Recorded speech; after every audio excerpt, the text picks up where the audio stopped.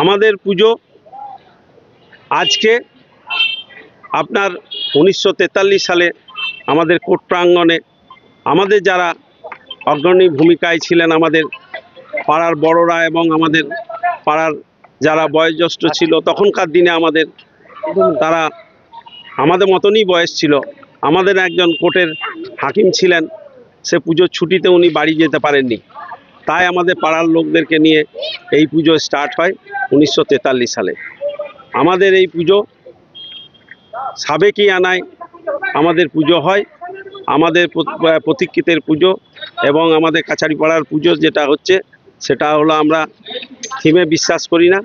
আমাদের পরম্পরা যেভাবে পুজো করে এসছে সাবেকি আনায় আমরাও সেটা ধরে রাখার চেষ্টা করেছি এবং আমরা সেইভাবেই সাবেকি আনায় আমরা পুজো করি।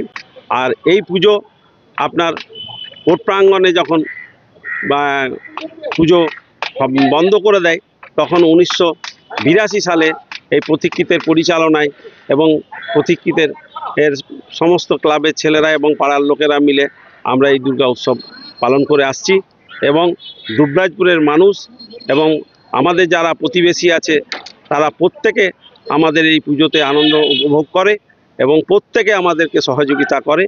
আমরা চাইব প্রতি বছরের ন্যায় এবছরও আমাদের সঙ্গে আমাদের পাড়ার প্রতিবেশী এবং দুবরাজপুরের জনতা, দুবরাজপুরের মানুষ আমাদের সঙ্গে থাকবে এই আশা করি, এই আশা রাখব।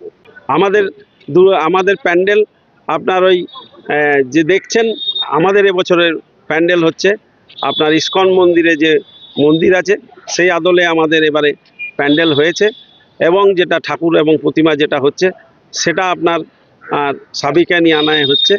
আমাদের ডাকসাজের আমাদের ঠাকুর হবে এবং ডাকসাজের আমাদের প্রতিমা হবে।